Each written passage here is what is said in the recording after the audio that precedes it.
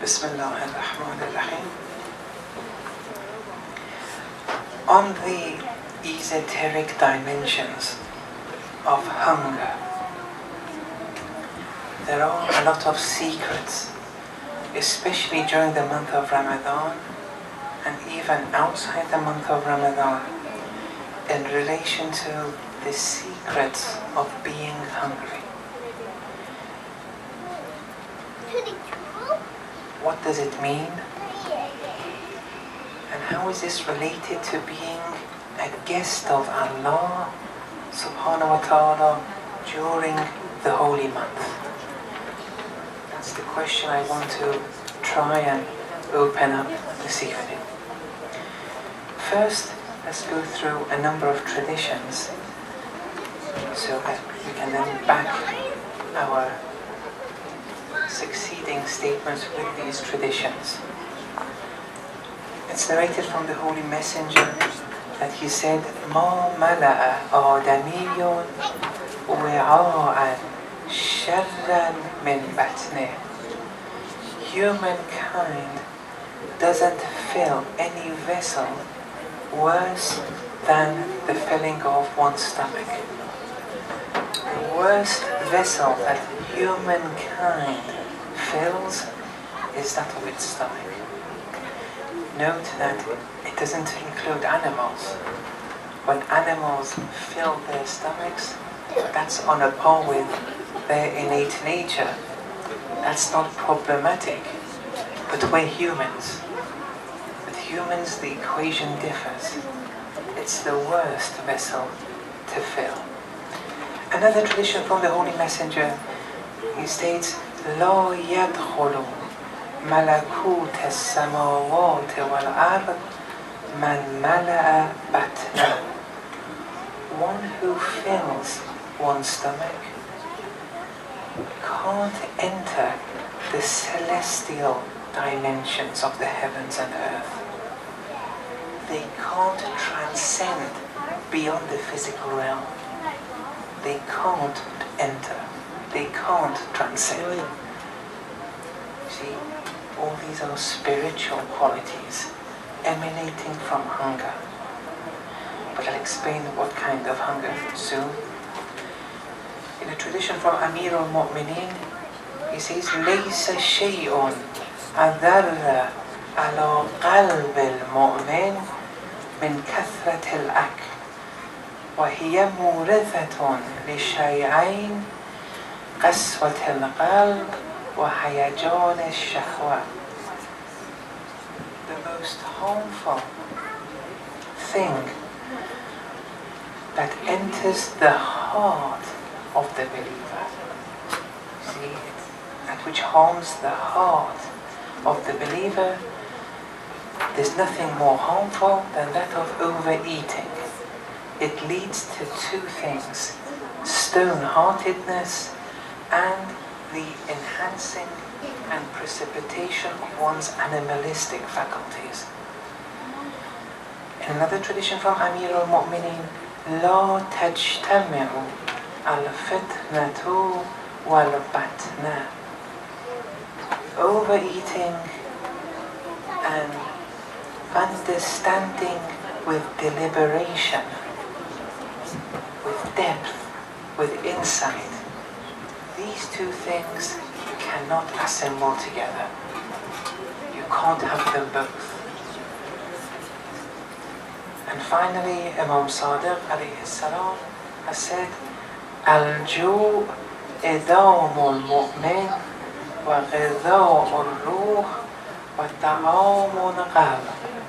Hunger is the condiment of the believer, nourishment of the spirit, and food for the heart.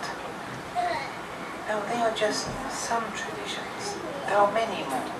I've tried to just bring those that summarize almost all of them. Now, this is important because the effects of this hunger are all spiritual. It has an effect on the heart, on the spirit.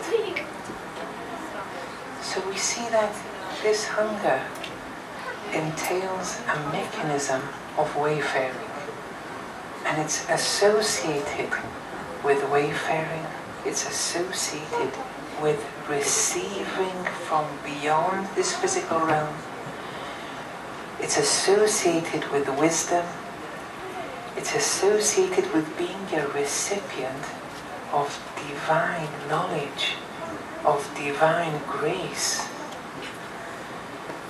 Animals eat, we eat. Animals sleep, and we sleep. But how we eat has to differ from how animals eat. And that I'll explain tomorrow. I explained it in the Farsi language tonight, but I'll explain it in English tomorrow. And also, animals sleep, a biological sleep. Humans also sleep. But the sleep of humans shouldn't be confined to how animals sleep. If your sleep is only to rest and for that biological rest, then you've slept just like an animal. But in Islam, sleeping has other benefits and other objectives in addition to the animalistic sleep.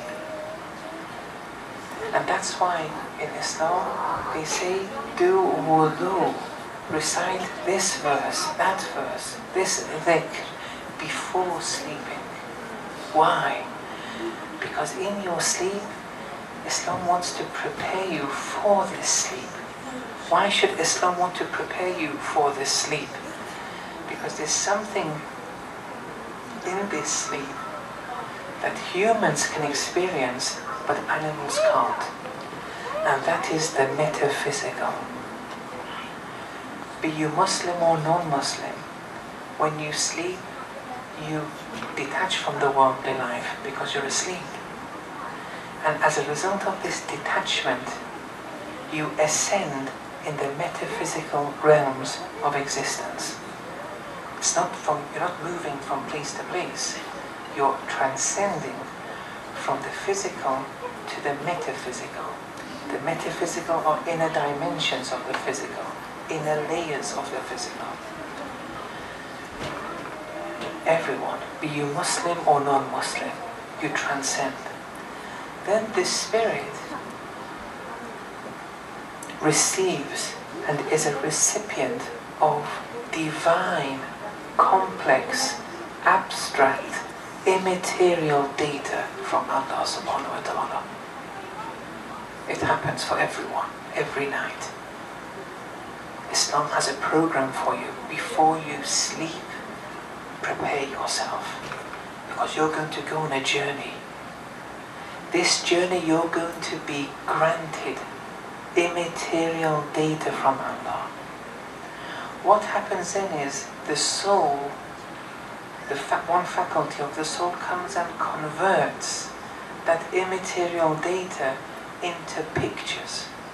And that's what we commonly call dreaming. Although in Islam, technically, dreaming is defined as that hunting of the immaterial data, not the pictures. But now it's commonly referred to that, it's okay.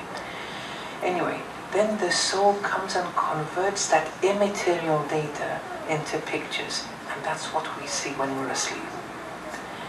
The purer the spirit, the more accurate that conversion of data will be. And you will be granted knowledge, mercy, grace from Allah if you travel in your sleep with a pure spirit. And that's why in Islam there are a number of steps and rituals before you sleep. So, we, Ayatollah Jawadi Omnia said, we don't eat to sleep like animals do. We want empty stomachs to dream. Oh, see, now slowly you should be getting the message here. We want empty stomachs to dream. Sleeping with an empty stomach is a very important mechanism, so that the spirit, instead of being occupied with digesting and excreting and metabolizing the different foods. With an empty stomach, it's focused now. Although there are other things too. We want an empty stomach before we go on our journey in our sleep. People do it even when they're awake. It's more difficult to detach from the worldly life when you're awake. But when we're all asleep, detachment occurs automatically. Anyway, so here we see that we want empty stomachs to dream. Now, in relation to that, here there's a tradition that Ayatollah Qadi would give his students. It's a very important tradition, and it's been translated in Lubul Lubab, Al-Metabotaboi's notes on spiritual wayfaring, and one of his students compiled those notes, Allama Tehrani. Anyway, I'll just read the tradition. Now, with what I've told you now, this tradition may have has more meaning now. It has been said that during the time of the earlier prophets, there were 3 friends traveling who entered a town where they were strangers. At nightfall, they dispersed in different directions to provide food for themselves. They decided to meet each other at the same place and at a certain time the next day. One of them received an invitation, and the other invited himself to someone's home. The third one, who had no place to go, said to himself, "I will go to the mosque and be God's guest." What we are during the holy month of Ramadan, God's guest. He went to the mosque where he stayed overnight, but remained hungry until the next morning. The next day, the 3 men met at the designated place and began to describe what had befallen them.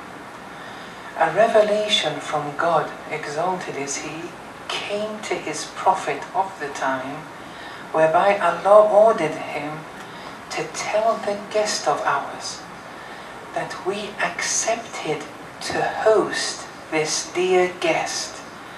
We desired to offer him the best of foods, but we searched our invisible treasures and did not find any food for him better than fasting and hunger. We looked in our invisible treasures. This was the best. To be a recipient of divine knowledge, of divine guidance, to be a recipient of divine grace from Allah. You can use this in your dreams, but you have to prepare for sleeping. And to prepare for sleeping, there are many things you have to do. That in the Tariqah, they opened it up, even in the Sharia rather. One of them being an empty stomach. Now, this is not just theory. We have a claim here. This is Islam. We can tell people, oh people, you want to reach Allah, you want to reach divine grace, rather than waiting one day after death, then who knows, you'll go to heaven or hell or whatever. You can go to heaven right now. Islam is to taste right now, not to leave everything, not to put religion on credit. One day we'll experience things. No, you can't invite people like that. People won't be satisfied if they do all these actions. One day you'll get the reward. That's not what Islam is about. Islam isn't about heaven and hell. There'll be a heaven one day. There'll be barzakh one day. There'll be a questioning of angels one day. There's going to be a sirat, a bridge one day. Everything one day. Right now you can experience all these things. You practice them, you'll experience them. no doubt whatsoever. Don't even allow any doubt. Sleep with an empty stomach. I'm not saying don't eat. No, eat well, no problem. Don't overeat though. But don't sleep immediately after eating. This applies especially during the month of Ramadan, but even outside the month of Ramadan. It's Allah's communication with you. Finally, with your permission, I want to read a poem from Rumi. Rumi was important. Now there are some people, all they care about is whether he was Sunni or Shia. Although the scholars of the Tariqah, Ayatollah Hassan Zada or Muli Allama Tabatawi, I don't know, but people like Allama Hassan Zada or Muli Imam and others, they've proved he was Shia. But it doesn't matter whether he was Sunni or Shia. This is an impediment for you to enter such discussions. The specialists have discussed it. It's got nothing to do with you whether he was Sunni or Shia. Especially in the realm of spirituality, these terms don't apply as much. He was important. He simplified a lot the Quran and the stories of the Quran and not the traditions of the Ahlul Bayt in a very simple language. People can benefit a lot. Even in America, the non-Muslims, it became a bestseller one year. See, what does that tell you? See, spirituality is not only confined to a certain religion, it's speaking to all hearts. Here, overeating, oversleeping, and overtalking. I just thought to read this for you.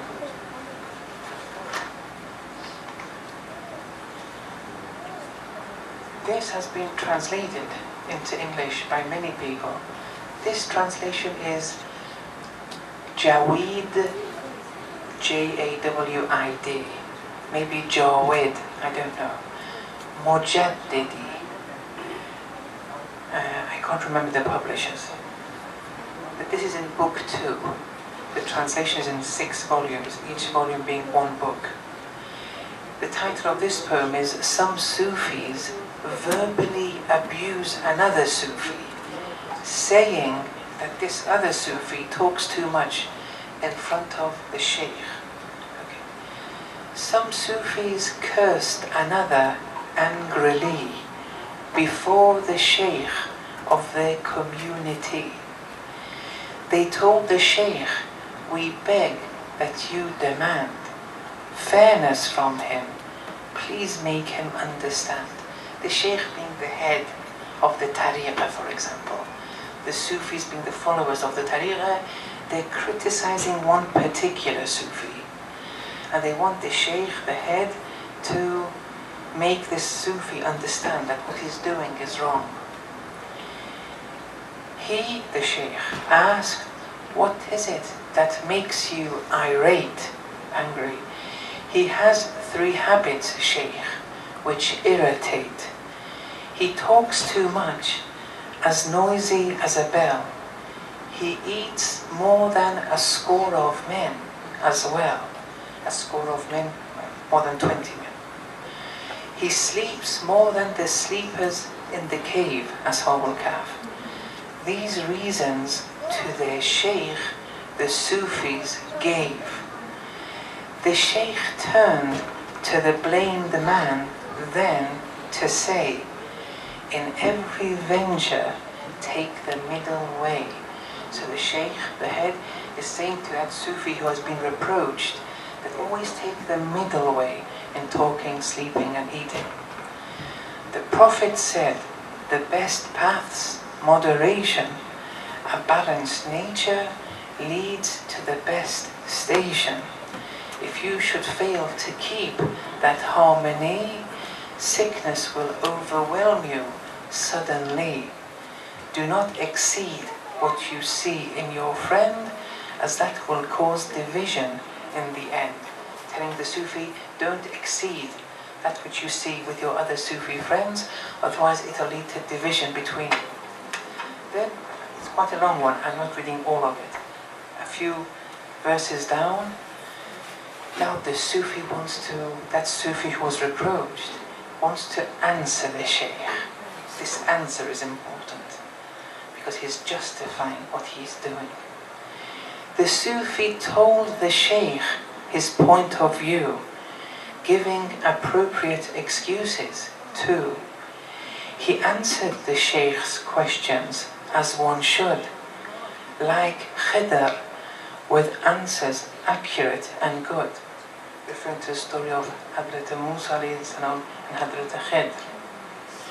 Answers to Moses' interrogation, inspired in Khidr by the Lord of creation. He clarified the Sufi who was reproached. He clarified all the obscurities for all the problems. He had found the keys.